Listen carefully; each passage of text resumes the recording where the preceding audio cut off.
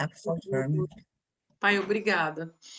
Jesus, obrigada pela oportunidade de estarmos aqui, nós quatro, reunidos em Teu nome, Senhor, para aprender o Teu ensino, as Tuas palavras, a Tua moral, a Tua lição. Senhor Jesus, muito obrigada pela oportunidade de estarmos vivos, pela oportunidade de conversarmos, de poder repassar esse conhecimento, de poder absorver e transmitir.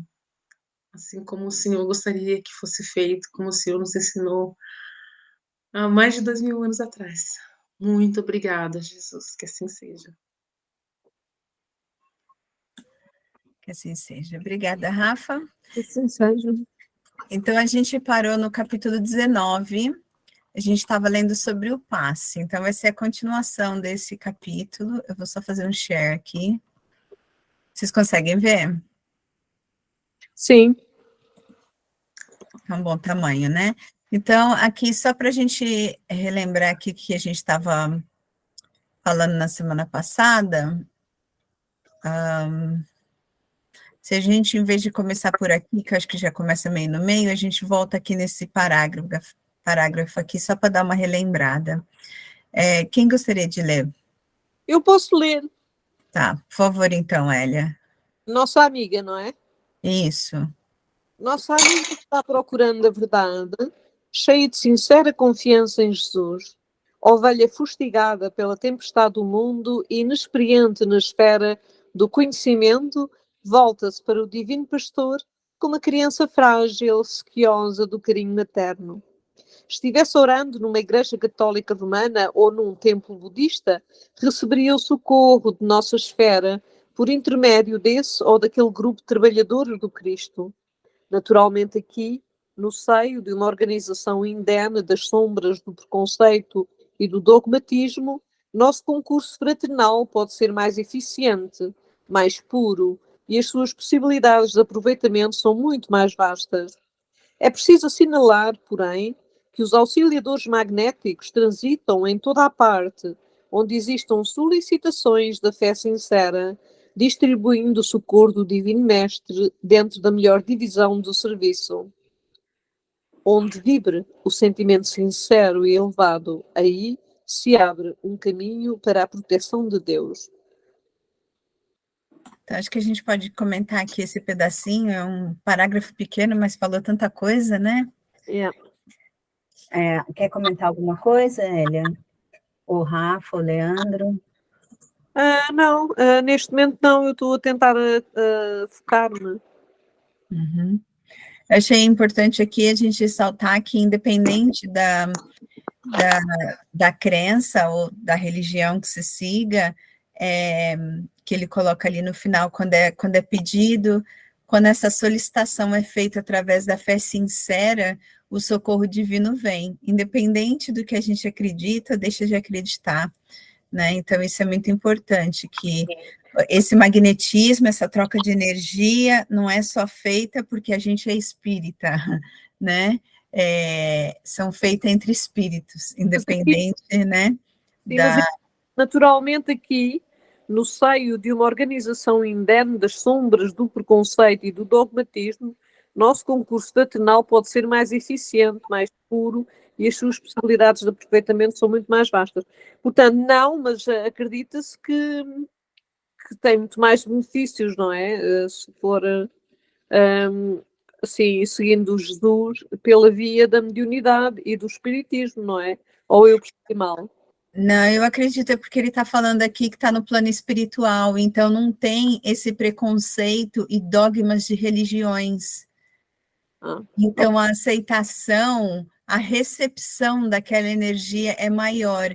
Quando aqui, por exemplo, dependendo da minha crença, eu não vou estar tão aberta para receber essa troca de energia, se eu não acredito em espíritos, por exemplo, se eu não acredito em vida após a morte, se eu não acredito em vibração, então, não quer dizer que eu não vou receber nada, né? Mas a minha recepção é diferente daquela que, se eu, no plano espiritual, me encontro ali sem esses dogmas, sem essas ideias preconcebidas que a gente acaba carregando conosco, né? Sim, ok, já me situaste, sim. Eu achei duas coisas interessantes agora, e eu tive ali a olhar no celular rapidinho, porque o significado de uma palavra me causou, assim, um pouco de... Não foi confusão, eu só queria saber o significado da palavra indene, e vocês com certeza já perceberam o que é, mas para mim, depois que eu vi o resultado, significa mais ou menos protegido, né, ou livre de, né, no caso dele falando, né, que como ele está no plano espiritual, o fato deles estarem longe da sombra do preconceito, do dogmatismo, ajuda, acaba sendo até mais direta e mais rápida, mais fácil, né, e assim por diante. E achei interessante também o fato dele ter falado, né, que se a irmã estivesse numa igreja católica ou num centro budista, num templo, desculpa, não centro, tem um templo budista, receberia a ajuda dos trabalhadores do Cristo, e o que me fez lembrar que foi o que foi a Thais falou também, na questão, né, da crença, que independentemente da crença, a ajuda espiritual está ao alcance de todos, né, e me fez lembrar até da equipe do Dr. Bezerra de Menezes, que é conhecida e vai a centros, por exemplo, de Umbanda, Candomblé, fazer também curas espirituais e ajudar as pessoas que ali vão. Então, as barreiras, né, quem as coloca somos nós, enquanto encarnados, né? Para os espíritos mais evoluídos, os espíritos voltados ao bem, isso não existe essa diferença de crenças, né? O que existe simplesmente a crença na verdade, a crença em Jesus, né? O amor, né, pelo próximo e o bem a todos, né? O trabalho contínuo no bem. Então, achei muito interessante isso, que realmente foi, apesar de ter sido um parágrafo curto, falou bastante coisa, né? Falou e retrata um pouco os conflitos que existem neste mundo, não é? A falta de sensibilidade para com a noção de que, na verdade, a religião também é muito uma expressão cultural das zonas, dos hemisférios, das áreas onde emerge. Obviamente que o planeta, não sendo uma coisa enorme, muito grande, é difícil de gerir, e claro que as pessoas, hoje em dia já há aquela história da globalização, mas aqui há uns anos e milhares de anos, e a evolução da nossa história, não é? Vai-nos dizendo que as pessoas não comunicavam tanto entre si. É tão fantástico nós percebemos que nos 4 cantos do mundo pode não ser Jesus, mas havia aquela personagem que santificava e ajudava as pessoas a acreditarem numa vida transcendente. Ali outra, e ali outra, e ali outra. Ou seja, era quase impossível uma pessoa ter só uma crença, quer dizer, a aproximar-te do divino. Porque, assim como nós temos cores de pele diferentes, obviamente que teríamos crenças completamente diferentes. Eu não percebo essa coisa da pessoa ser antagónica em relação... Agora, claro, as pessoas... com o ciúme locally, não é? Se tu nasces numa zona onde, no hemisfério onde Cristo se sobressaiu, a tendência mais natural é estarmos mais próximo do Cristo Jesus, não é? Mas na verdade é o Espírito Supremo, é a cosmocidade, é a inteligência suprema, é Deus no seu ser mais puro, isso, não há divisões nisso. Custa-me imenso a acreditar que as pessoas não percebam isso, porque na verdade ainda continua a haver guerras por causa disso, não é? Isso vai tudo da nossa questão evolutiva, né? Cada um está no estado que está, porque somos todos espíritos em evolução em posições diferentes, né, dessa escada. Sim. Bom, vamos continuar então? Quer continuar lendo, Hélia? Sim. Sim, eu não me importo ler. A elucidação fez-me grande bem pela revelação de imparcialidade na distribuição dos bens de nosso plano. Entretanto, outra pergunta ocorreu-me de imediato. Todavia, meu amigo, considerei, admitamos que esta nossa irmã fosse estranha a qualquer atividade de ordem espiritual. Imaginemo-la sem fé, sem filiação a qualquer escola religiosa e sem qualquer atestado de merecimento na prática da virtude. Ainda assim, receberia o benefício dos passos libertadores. Anacleto, com aquela boa bondade paciente que eu conhecia em Alexandre, observou: se fosse uma criatura de sentimentos retos, embora intensa à religião em suas meditações naturais, receberia auxílio, não obstante menor, pela sua incapacidade de recepção mais intensa das nossas energias radiantes. Mas se ficasse integralmente mergulhada nas sombras da ignorância ou da maldade, permaneceria distante da colaboração de ordem superior e as suas forças físicas sofreriam desgastes violentos e inevitáveis pela continuidade da intoxicação mental. Quem se fecha às ideias regeneradoras, fugindo às leis da cooperação, experimentará as consequências legítimas. Satisfeito com as elucidações recebidas, reconheci que não me competia interromper o curso dos trabalhos, tão somente para satisfazer a minha curiosidade pessoal. O novo companheiro dirigiu-se a diferente setor. Postávamo-nos agora ao lado de um cavalheiro idoso para cujo organismo Anacleto me reclamou a atenção. Analisei-o acuradamente. Com assombro, notei-lhe o fígado profundamente alterado. Outra nuvem, igualmente muito escura, cobria a grande parte do órgão, compelindo-o a estranhos desequilíbrios. Toda a vesícula biliar permanecia atingida e via-se com nitidez que os reflexos negros daquela pequena porção de matéria tóxica alcançavam o duodeno e o pâncreas, modificando o processo digestivo. Alguns minutos de observação silenciosa davam-me a conhecer a extrema perturbação de que o órgão da bile se sentia objeto. As células hepáticas pareciam presas de perigosas vibrações. Enderecei ao amigo espiritual o meu olhar de admiração. Observou, disse ele, bondosamente, toda a perturbação mental é ascendente de graves processos patológicos. Afligir a mente é alterar as funções do corpo.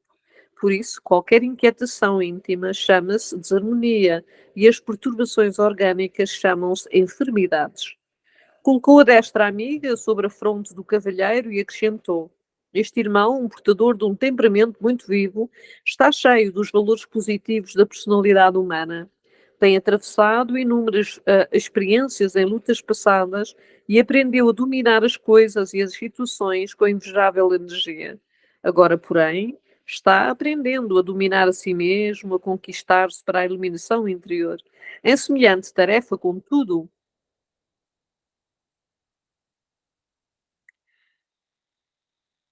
experimenta choques de vulto, portanto, dentro de sua individualidade dominadora. É compelido a destruir várias concepções que se lhe figuravam preciosas e sagradas. Nesse empenho, os próprios ensinamentos do Cristo, que lhe serve de modelo à renovação, doem-lhe no íntimo como marteladas em certas circunstâncias. Este homem, no entanto, é sincero e deseja, de fato, reformar-se, mas sofre intensamente porque é obrigado a ausentar-se de seu campo exclusivo a caminho do vasto território da compreensão geral. No círculo dos conflitos dessa natureza, vem lutando desde ontem dentro de si mesmo para acomodar-se a certas imposições de origem humana que lhe são necessárias ao aprendizado espiritual. E no esforço mental gigantesco, ele mesmo produziu pensamentos terríveis e destruidores que segregaram matéria venenosa imediatamente atraída para o seu ponto orgânico mais frágil, que é o fígado. Ele, porém, está em prece regeneradora e facilitará o nosso serviço de socorro pela emissão de energias benéficas. Não fosse a oração que lhe renova as forças reparadoras e não fosse o socorro imediato de nossa esfera, poderia ser vítima de doenças mortais do corpo. A permanência de matéria tóxica indefinidamente na intimidade deste órgão de importância vital determinaria movimentos destruidores para os glóbulos vermelhos do sangue, complicaria as ações combinadas da digestão e perturbaria, de modo fatal, o metabolismo das proteínas. Isto é uma lição de medicina, não é? Vamos só parar aqui um pouquinho, que eu acho que é importante a gente comentar essas coisas que ele falou toda, né? Ok. Aqui subindo um pouquinho mais, né? Ele começa aqui aquilo que a gente estava falando, que independente da religião ou da crença, se tem a fé ou se não tem a fé, o indivíduo recebe as energias renovadoras, desde que esteja aberto, não esteja com aquela intoxicação mental que ele fala, em maldade, em coisas assim, né? Isso Sim, a foi gente já interessante, tinha. notei isso, sim. Eu também não tenho mesmo, sim. Isso, e aí, nisso que a gente tinha comentado, né? Aí depois ele prossegue em falando na força do pensamento, o que é extremamente importante, e o quanto essa força, porque pensamento é ação, né? A gente pensa, a gente age, ou se a gente pensa e não age, mas a gente não pode esquecer que pensamento é forma. Então, ela pode criar forma até no nosso campo mental, no plano espiritual, né? Através da sintonia que fazemos, das vibrações, etc. E o quanto isso afeta o nosso corpo físico, né? Então, ele fala aqui também que ele coloca aqui, olha, dessa matéria tóxica, né? Então, vivendo nessa sintonia, né, de vibrações baixas, nós vamos acumulando essa matéria tóxica, no qual vai afetando o nosso corpo, né, carnal e perispiritual primeiro e depois expelindo para o carnal. E se nós não conseguimos limpar essas matérias tóxicas, é daí que surgem problemas de saúde, no qual pode até nos tirar a vida, né? E ele fala aqui da importância da fé e da oração, porque a gente sabe que ninguém é perfeito, ninguém aqui é perfeito, está todo mundo na sua caminhada, todo mundo aprendendo, por mais que a gente esteja ciente da necessidade de vigiar e de orar, às vezes a gente entra no piloto automático e escapa dessa vigilância e volta para os nossos velhos hábitos, e continuando nisso é quando formamos essa matéria tóxica que vai, mais uma vez, ser acumulada e trazer problemas no nosso perispírito e daí também no nosso corpo material. Mas através dessa necessidade que nós sabemos e que nós queremos de nos reformar, de trabalhar um pouquinho cada vez mais para a gente ser melhor, de orarmos, de queremos esta intenção dessa renovação, mesmo que a gente não consiga, mas a gente tem essa intenção, a gente se esforça, isso vai limpando essa matéria tóxica e vai ajudando a não ser acumulada, por mais que depois a gente produza mais, mas a gente está limpando ao mesmo tempo. Claro que o importante é sair desse ciclo, de parar de produzir essa matéria tóxica, mas enquanto a gente não consegue, pelo menos que a gente limpe ela através dessa intenção, dessa vontade de crescer, de melhorar, de se reformar, e também com a ajuda dos nossos amigos espirituais, né? Sim. Não sei se... Pode falar, Rafa. Sabe que há casos entre irmãos que são univitelinos, irmãos gêmeos, que têm tudo para ser completamente idênticos, mas devido à personalidade, aos pensamentos, às enzimas que o corpo produz, eles se desenvolvem de maneira diferente. Às vezes o osso da face muda de um indivíduo para o outro. Um se torna mais bonito, o outro se torna mais feio, um cabelo cresce mais rápido, outro não. E a ciência ainda não conseguiu explicar de forma certa por que, se eles estão no mesmo ambiente, a evolução acontece dessa maneira.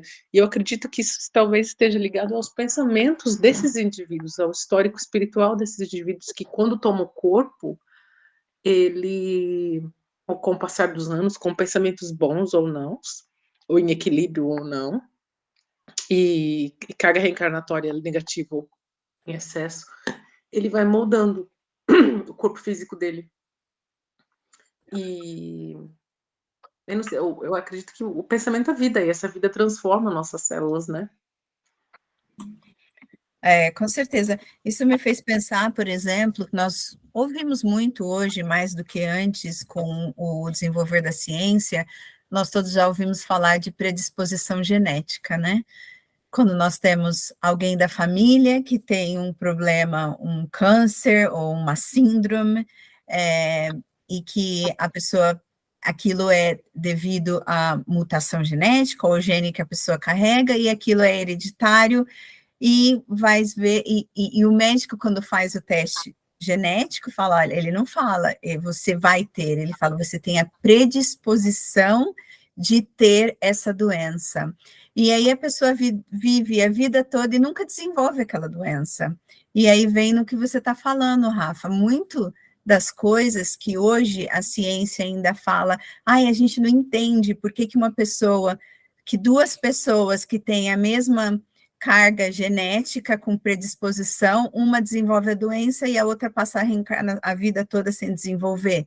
E vem muito disso, dos nossos atos, dos nossos pensamentos, da nossa história espiritual, o que nós temos de passar também nessa reencarnação para aprender. Então, claro que hoje está muito melhor do que antes, mas quando a gente conseguir ver-nos o indivíduo como um ser integral, não só a matéria, não só ali o DNA, mas um todo, vendo que nós somos uma legião, nós já tivemos tantos corpos, não é? E aí vai dar para entender um pouquinho melhor o porquê que muita coisa hoje ainda é um ponto de interrogação, né? Mas é isso, não sei se alguém mais quer falar alguma coisa, senão a gente continua. Sim, eu acho que sim, acho que até porque há essa história. Um dia destes estava a ver um bocadinho de um discurso ou uma palestra de um Orlando, não sei quantos, mas é uma pessoa que foi muito próxima do Chico. Vocês conhecem de certeza. É uma pessoa assim expressiva. E ele disse uma coisa que é impressionante ouvir, ele diz que independentemente dos fatores aqui da genética e dos condicionamentos aqui no planeta, a nossa reencarnação, cada uma delas, muitas vezes leva séculos a ser organizada no plano espiritual, porque tem que haver um determinado de situações, de mestres mais espiritualizados disponíveis para nos atender. Demora imenso tempo, portanto, é um processo, pode demorar imenso tempo, portanto, isso significa que nós, mesmo que sejamos gêmeos ou trigêmeos, ou que vivemos na mesma aldeia, temos o nosso percurso muito individual, todos parecidos, mas todos diferentes. E temos histórias muito íntimas e diferentes formas de crescimento, quer dizer, apesar de estarmos no mesmo ambiente, temos histórias diferentes que já, por somatização, vêm connosco e vêm connosco, não é? E apesar de este nascimento ser um novo nascimento, obviamente que nós sabemos que há muitas coisas que trazemos do passado. Eu penso que entrarmos nesse campo de deixarmos e de não compreendermos essas diferenças dos reencarnados aqui é tentarmos anular este conhecimento que temos do processo de reencarnatório, não é? Que se prepara do ano que nós temos aqui, não é? Sim, e nos livros que nós estamos estudando do André Luiz, a gente vê isso, a gente vê lá no processo da reencarnação do Segismundo, André Luiz nos levou lá até mesmo no nosso lar também, André Luiz nos leva lá no centro de preparação de reencarnação, onde é escolhido o corpo, os genes, o pai e a mãe que mais se encaixa com as necessidades que o espírito precisa que aquele corpo venha para poder reencarnar. Então, a gente vê que realmente é um trabalho todo que a gente não tem nem noção, ou que não dá a importância que deveria dar antes da gente conseguir reencarnar. Inclusive, o ato da fecundação, tem que a gente vê isso muito, e ali bem detalhado ali pelo André Luiz na reencarnação do Segismundo, o quanto o trabalho espiritual para que aquele espermatozoide, o espermatozoide certo, fecunde o óvulo porque Sim. é o espermatozoide que é necessário que tenha carga genética para aquele espírito que precisa vir assim ou assado, e passar por isso ou por aquilo, né? Então, isso tudo a gente tem visto nesses estudos que a gente está fazendo de Sim. quinta-feira. Sim, exato. Nós temos tido essas bases nestes últimos estudos, esses aprendizados, realmente. Bom, eu vou continuar lendo um pouquinho, Elia, se você não se importa. Não, eu não me importo, não. Tá, eu vou continuar então. Anacleto fez uma pausa mais longa, sorriu cordialmente e acentuou: Isso, porém, não acontecerá. Na luta titânica em que se empenha consigo mesmo, a vontade firme de acertar é a sua âncora de salvação. Permanecia tão surpreso com o ensinamento que não ousei dirigir-lhe qualquer interrogação. Anacleto continuou de pé e aplicou-lhe um passe longitudinal sobre a cabeça, partindo do contato simples e descendo a mão vagarosamente até a região do fígado, que o auxiliador tocava com as extremidades dos dedos irradiantes, repetindo-se a operação por alguns minutos. Surpreendido, observei que a nuvem de escura se fizera opaca, desfazendo-se pouco a pouco sobre o influxo vigoroso do magnetizador em missão de auxílio. O fígado voltou à normalidade plena. Mais alguns minutos e nos encontramos diante de uma senhora grávida, em sérias condições de enfraquecimento. Anacleto deteve-se mais respeitoso. Aqui, disse ele, sensibilizado, temos uma irmã altamente necessitada de nossos recursos fluídicos. Profunda anemia invade-lhe o organismo. Em regime de subalimentação, em virtude das dificuldades naturais que a rodeiam de longo tempo, a gravidez constitui para ela um processo francamente doloroso. O marido é parcamente remunerado e a esposa é obrigada a vigílias, noite adentro, a fim de auxiliá-lo na manutenção do lar. A prece, porém, não representa para este coração materno tão somente um refúgio. A par de consolações espontâneas, ela recolhe forças magnéticas de substancial expressão que a sustentam no presente drama biológico. Em seguida, indicou a região do útero e ponderou: observe as manchas escuras que cercam a organização fetal. Efetivamente, aderindo ao saco de líquido amniótico, viam-se microscópicas nuvens pardacentas vagueando em várias direções, dentro do sublime laboratório de forças geradoras. Dando-me a perceber seu fundo conhecimento da situação, Anacleto continuou: se as manchas atravessarem o líquido, provocarão dolorosos processos patológicos em toda a região do epiblasto, e o fim da luta será o aborto inevitável. Então, essa moça aqui, ela está no começo da gestação, porque o epiblasto é ainda lá no começo da divisão das células para formar ali os órgãos diferentes. Uhum. Comovidíssimo, contemplei o quadro divino daquela mãe sacrificada, unida à organização espiritual daquele que lhe seria o filho no porvir. Foi o chefe da assistência magnética que me arrebatou daquela silenciosa admiração, explicando: não obstante a fé que lhe exorta o caráter, apesar dos seus mais elevados sentimentos, nossa amiga não consegue furtar-se de todo à tristeza angustiosa em certas circunstâncias. Há 6 dias permanece desalentada, aflita. Dentro de algum tempo, o esposo deve resgatar um débito significativo, faltando-lhe, porém, os recursos precisos. A pobre senhora, contudo, além de suportar a carga de pensamentos destruidores que vem produzindo, é compelida a absorver as emissões de matéria mental doentia do companheiro, que se apoia na coragem e na resignação da mulher.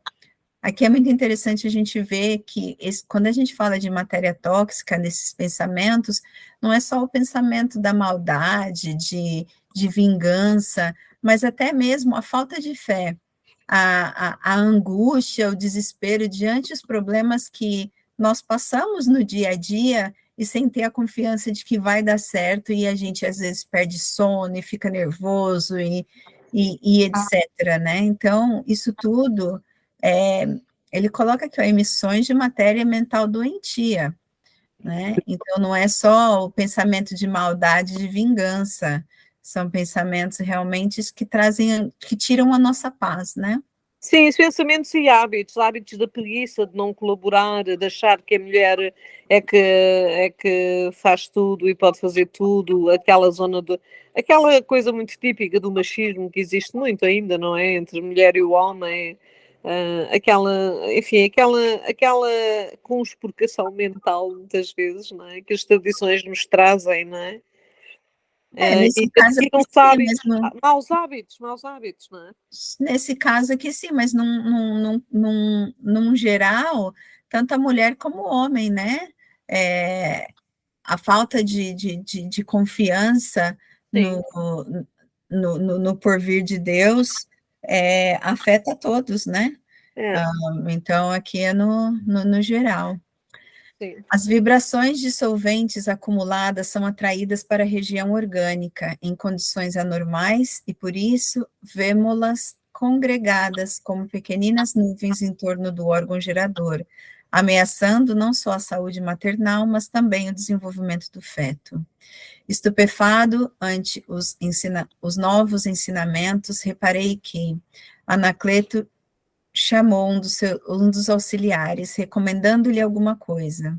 Logo após, muito cuidadosamente, atuou por imposição das mãos sobre a cabeça da enferma, como se quisesse aliviar-lhe a mente. Em seguida, aplicou passes rotatórios na região uterina. Vi que as manchas microscópicas se reuniam, congregando-se numa só, formando pequeno corpo escuro. Sob o influxo magnético do auxiliador, a reduzida bola fluídico pardacenta transferiu-se para o interior da bexiga urinária. Intensificando-me a admiração, o novo companheiro, dando os passes por terminados, esclareceu. Não convém dilatar a colaboração magnética para retirar a matéria tóxica de uma vez. Lançada no excretor de urina, será alijada facilmente, dispensando a carga de outras operações. Foi então que se aproximou de Anacleto, o servidor a quem me referi, trazendo-lhe uma pequenina ânfora que me pareceu conter essências preciosas. O orientador do serviço tomou-a, zeloso, e falou: agora é preciso socorrer a organização fetal. A alimentação da genitora, por força de circunstâncias que independem de sua vontade, tem sido insuficiente. Anacleto retirou do vaso certa porção de substância luminosa, projetando-a nas vilosidades uterinas, enriquecendo o sangue materno, destinado a fornecer oxigênio ao embrião. Expressando minha profunda admiração pelo concurso eficiente de que fora testemunha, considerou o generoso auxiliador.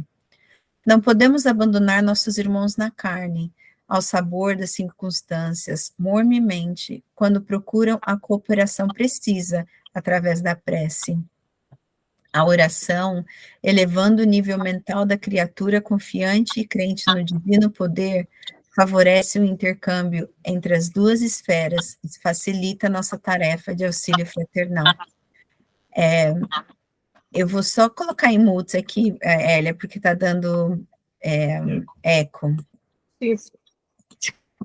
Eu vou ler essa parte de novo porque eu achei extremamente importante. Olha, a oração elevando o nível mental da criatura. Então, quer dizer, não está fazendo a gente perfeito, mas está ajudando a gente sair daquele tóxico que a gente estava falando antes, né? Então, elevando o nível mental nosso, da criatura que confia e crê no divino poder. Então, não é qualquer oração, é uma oração sincera de que a gente confia no prover do Pai. Favorece o intercâmbio entre duas esferas, né? Então, no plano espiritual e o plano carnal. E facilita a tarefa de auxílio fraternal. Imensos exercícios de trabalhadores desencarnados se movimentam em parte em nome de nosso Pai. Em vista disso, meu irmão, o homem de bem encontrará, depois da morte do corpo, novos mundos de trabalho que o esperam e onde desenvolverá infinitamente o amor e a sabedoria de que possuem os germes no coração. Então, aqui ele já está até dando um emprego para quem quiser depois de desencarnar, né? Ele está aqui falando, olha, porque ele fala primeiro que o pai não deixa ninguém para trás, né? Desde que a pessoa também seja receptiva àquela ajuda, e diz aqui, ó, meu irmão, o homem de bem encontrará depois da morte novos mundos de trabalho que os esperam e onde desenvolverá infinitamente o amor e a sabedoria de que possuem os germes no coração. Em seguida, Anacleto passa a atender um cavalheiro, cujos rins pareciam envolvidos em crepe negro, tal a densidade da matéria mental fulminante que o cercava. Aplicou-lhe passes longitudinais com muito carinho, e fim da operação observou-me. Um dia compreenderá o homem comum a importância do pensamento, porque agora é muito difícil revelar-lhe o sublime poder da mente. Isso aqui eu acho que eu tenho que imprimir e colocar ali do lado da minha cama. O chefe da assistência magnética ia estender-se, talvez em considerações educativas, mas um dos cooperadores do serviço aproximou-se e notificou-lhe, atencioso. Estimaria receber a sua orientação num caso de 10ª vez. Trata-se do nosso conhecido, que apresenta graves perturbações no baço. Extremamente surpreendido, acompanhei Anacleto, que se dirigiu para um dos recantos da sala.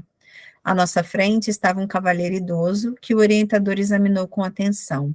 Por minha vez, observei-lhe o fígado e o baço, que acusavam um enorme desequilíbrio. Lastimável, exclamou o chefe do auxílio, depois de longa perquirição. Entretanto, apenas poderemos aliviá-lo. Agora, após 10 vezes de socorro completo, é preciso deixá-lo entregue a si mesmo, até que adote nova resolução. E dirigindo-se ao auxiliar, acendeu. Poderá oferecer-lhe melhoras, mas não deve alijar a carga de forças destruidoras que o nosso rebelde amigo acumulou para si mesmo. Nossa missão é de amparar os que erram e não de fortalecer os erros. Percebendo-me, isso aqui me lembrou muito quando Jesus faz as curas e fala, vás e não peques mais, né? Então, nós somos ali aliviados, muitas vezes até curados, mas se a gente continua ali na teimosia da mesma ação, do mesmo erro, da mesma atitude, aquilo volta. E o plano espiritual ajuda, e a gente continua, e vai sendo ajudado, e continua, até que chega um ponto e fala, olha, eu não posso estar aqui passando a mão na tua cabeça enquanto você está errando, agora você vai caminhar e vai continuar errando e vai ver as consequências, né? Porque ele coloca aqui, ó, nossa missão é de amparar os que erram, não é de fortalecer os erros.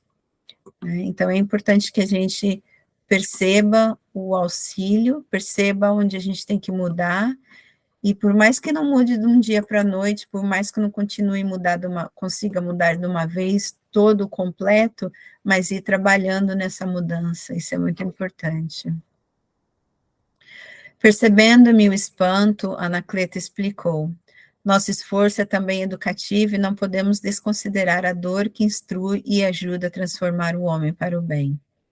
Nas normas do serviço que devemos atender nesta casa, é imprescindível ajuizar das causas na extirpação dos males alheios.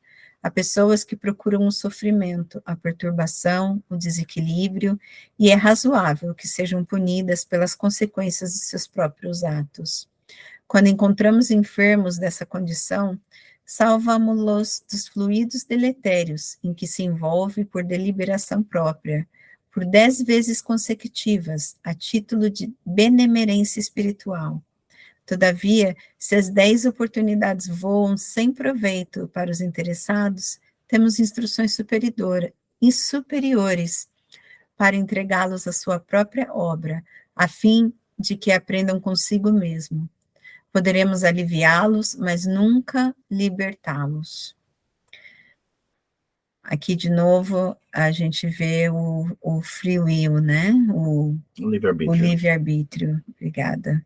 No qual é respeitado, os espíritos não violam isso, né? É o nosso livre-arbítrio querer continuar naquele caminho. E eles não podem tirar a gente de lá.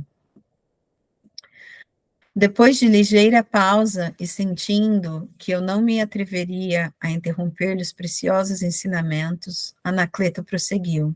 Este homem, não obstante simpatizar com as nossas atividades espiritualizantes, é portador de um temperamento menos simpático, por extremamente caprichoso. Estima as rixas frequentes, as discussões apaixonadas, o império de seus pontos de vista. Não se acautela contra o ato de encolerizar-se e desperta incessantemente a cólera e a mágoa do que lhe desfrutam a companhia. Tornou-se por isso mesmo o centro de convergência de intensas vibrações destruidoras.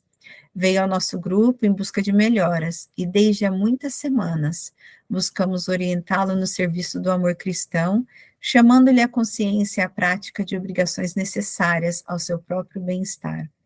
O infeliz, porém, não nos ouve. Adquire ódio com facilidade temível e não percebe a perigosa posição em que se confina. Frequenta-nos há pouco mais de 3 meses, e durante esse tempo já lhe fizemos as 10 operações de socorro magnético integral, alijando-lhe as cargas malignas, não só dos pensamentos de angústia e represália que ele provoca nos outros, mas também dos pensamentos cruéis que fabrica para si mesmo. Agora temos de interromper o serviço de libertação por algum tempo. A sós, com a sua experiência forte, aprenderá lições novas e ganhará muitos valores. Mais tarde, receberá de novo o socorro completo. Profundamente edificado com o processo educativo, ousei me perguntar: qual é a medida de tempo estipulada para os casos dessa natureza? O intelector, porém, assumindo atitude discreta, contornou a pergunta e respondeu: varia de acordo com os motivos. O efeito obedece à causa. Anacleto prosseguiu auxiliando, enquanto eu me perdi em profundas considerações de ordem superior. Alguém quer comentar alguma coisa antes da gente prosseguir? É só me parar, tá, gente? Não, tá tudo bem. Tá bom. Depois de partir os laços carnais, compreendemos com mais clareza e intensidade a função da dor no campo da justiça edificante. Aquela permanência de minutos, junto ao serviço de assistência magnética, renovava-me as concepções referentemente a socorros e corrigendas. O Senhor ama sempre, mas não perde a ocasião de aperfeiçoar, polir e educar. Foi Alexandre que, ao reaproximar-se de mim, chamou-me à realidade. Os trabalhos haviam terminado. Abraçando-me, às despedidas, Anacleto acentuou: será sempre bem-vindo. Volte a nosso setor quando quiser. Seu concurso ser-nos-á valioso estímulo. Não encontrei expressões para corresponder-lhe a generosidade humilde, mas creio que o devotado auxiliar compreendeu-me o olhar de profundo reconhecimento, e acompanhando o meu instrutor de volta à nossa colônia espiritual, reconheci que meu entendimento se dilatava, como se nova fonte de luz me borbulhasse no coração. E aqui acabou o capítulo 19. Vamos comentar, então? Eu posso só falar uma coisa que eu achei muito interessante nesse caso desse senhor, né, desse último senhor que ele retratou, que era uma pessoa muito pessimista, uma pessoa que adorava causar contendas, uma pessoa que não tinha, assim, muito paciência com os outros até, e achava que o seu ponto de vista deve ser sempre colocado, né, enfim, uma pessoa que, como tantas outras que nós conhecemos, que nós vemos no nosso dia a dia, né, que parece que tem gente que simplesmente adora, né, a contenda e criar confusão e falar mal dos outros, enfim, essas coisas todas. E eu sempre achei, comigo eu sempre tive a impressão, e agora, né, ainda mais lendo isso me confirmou, que essas pessoas né, que tem essa predileção e esse prazer em ser assim até, né, de certa forma, na verdade são muito infelizes, né? E elas atraem para si mesmo a infelicidade. E aqui está confirmado, né? Porque esse senhor está doente, né? E por causa dessas energias de pensamento, energias de, né, de más ações, de más pensamentos, más palavras, né? E tudo isso volta para a própria pessoa, né? Tudo isso volta para a própria pessoa. Então, é bastante interessante ver isso, né, mais uma vez confirmada e comprovada, né? A própria ciência também já fala disso também, de qualquer maneira, mas vemos André Luiz, né, falando sobre esses assuntos há já mais de, né, 60, 70 anos atrás, talvez, né, acho que foi em 50 e pouco que esse livro foi publicado, então, vamos dizer 60 anos pelo menos, né? Mais de 60 anos. Então, e ver que nós temos que ser vigilantes com os nossos pensamentos, com as nossas atitudes, né? Talvez trabalharmos a nossa falta de paciência, eu digo isso, mas eu falo isso para mim, né? Porque eu tenho, às vezes, meu pavio, às vezes, é curto e a bomba explode. E é uma coisa que eu tenho tido atenção, mais atenção ultimamente, tenho tentado me corrigir, mas é difícil, né? É difícil. E com essas outras pessoas que ainda não chegaram lá no patamar de entender e perceber o quão errado eles têm agido, não só para com os outros, mas para com si mesmo, é termos paciência e amor. Sim. Agora fizeste lembrar uma coisa também, que se viu muito bem neste texto, que assim, uma espécie de a doença existe porque mentalmente, porque espiritualmente, ou porque temos, ou seja, não temos uma mente muito limpa e muito pura e provoca a doença. É aquela história que nós sabemos do dia de, hoje em dia, é uma espécie de o ser psicossomático, não é? Essa relação entre mente, corpo e espírito. Mas, por outro lado, eu também acho, muitas vezes, que as doenças, curiosamente, são a focos de chamamento para que, ou seja, às vezes é o corpo que chama, através da própria doença, uma necessidade de uma pessoa se espiritualizar também. Ou seja, não há nada muito absoluto nestas coisas, não é? Curiosamente, a doença e a consciência são muitas vezes boas irmãs, boas colegas. A doença porque há excessos, a doença muitas vezes chama as boas intenções, alegra o espírito e a alma, não é? E não é em vão que uma pessoa encontra pessoas tão profundamente doentes, com uma capacidade imensa de amar e profundamente espirituais, não é? Ou então que até não eram, mas que depois a doença, portanto, acelerou esse processo de crescimento interior de maneira a que ela fosse, portanto, passasse, não é? Se tiver que passar, muito mais liberta, ou então ter uma experiência mesmo muito, muito profundamente espiritual.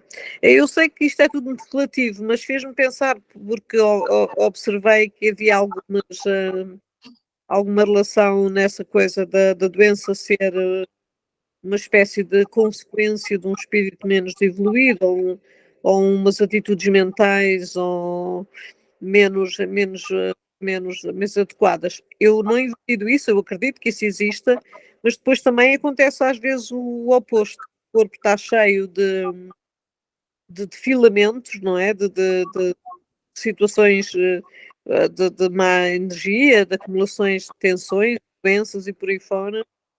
E isso muitas vezes também, não sei de onde é que vem, mas pode ajudar a pessoa também a tomar conta de si, a orientar-se mais, a fazer exercício, a espiritualizar-se mais, a cuidar-se, criar uma disciplina, pelo menos, organizar, não é? Sim, eu acho que claro que, como você disse, há vários motivos para a doença, né, não cabe a nós apontar, não, a sua doença por causa disso ou daquilo. Mas a doença, com certeza, qualquer doença, principalmente as doenças graves, eu penso que são professores, né, para nós. porque querem sempre nos ensinar alguma coisa e nos mostrar alguma coisa, né? Claro que se você é uma pessoa que olha tudo pelo nível reducionista, material, você não vai enxergar isso, né? Você vai enxergar como uma desgraça, como, né, a pior coisa que poderia ter acontecido. Porém, se tivermos já uma visão assim, mais transcendental da vida eterna, né, e de que a morte não é o fim, com certeza iremos aprender muito, e às vezes acontece de que essas pessoas, né, que são assim mais materialistas, despertarem, como você falou, né, do lado espiritual e realmente tomarem uma certa uma direção diferente, né, nas vidas. Porque nada por acaso, né? Nós sabemos nada acontece por acaso, nada acontece sem uma razão, né? Não invalidando o texto, não é? Está perfeitamente, mas também fez-me pensar no oposto, não é? Sim. Pode falar, Rafa. Eu acredito que a gente também há muitas doenças que talvez elas não se manifestam no nosso corpo físico rapidamente. Às vezes é necessário o cronograma espiritual. Nós reencarnamos com uma mancha é uma forma mais certa de explicar, talvez, no perispírito, e se nós não mudamos o nosso pensamento, essa mancha vai se densificando, ela se alimenta das vibrações negativas do que nós pensamos, e essa mancha do perispírito, ela desce para o corpo físico e se materializa como a doença. Deve haver muitas nuances no espírito. É impressionante também, nós temos estado a estudar isto em algumas obras que nós temos estado a ver de um ponto de vista mais espiritual, ou seja, de outras dimensões, como é que se consegue, como é que os espíritos desencarnados conseguem a ter a percepção, não é, desse extraordinário e complexo organismo humano, não é, com cores, com energias, com quase aqueles filmes de ficção científica, não é? Como é que eles nos veem, não é? Como é que o fígado tem uma cor e o estômago, e como é que eles conseguem definir o funcionamento de um e do outro órgão através das cores e das energias densas, menos densas. É extraordinário, não é? Nós lemos isso, estudamos muito isso onde? Já não me lembro, mas nós estudamos isso. Mesmo aqui no André Luiz, ele fala muito, né? O André Luiz é nosso professor de anatomia, Exato. É extraordinário, não é? De biologia. Filosofia. Exato. Tem uma passagem que ele fala que os espíritos estão descendo no Rio de Janeiro, época de carnaval, e ele vê aquelas manchas, pareciam manchas assim, bolhas de coisas horríveis, energias, gosmas flutuando na calçada, não assim no chão, mas e os encarnados com pensamentos bons,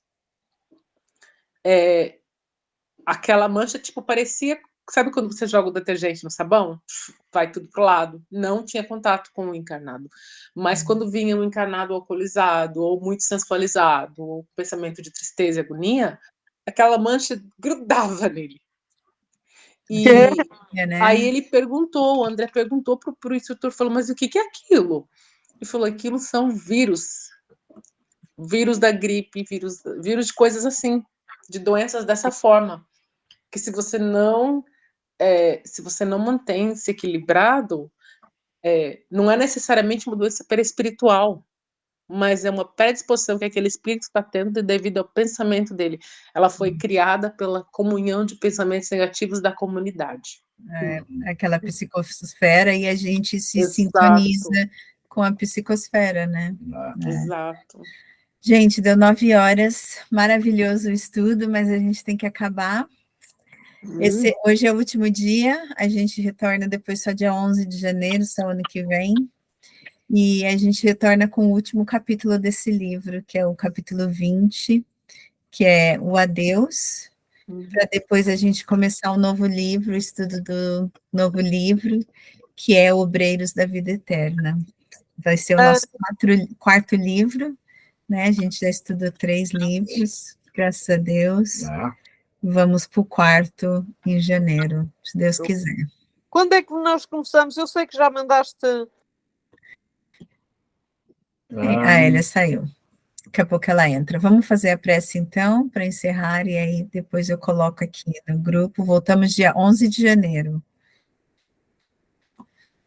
11 de janeiro. 11 de janeiro é o retorno.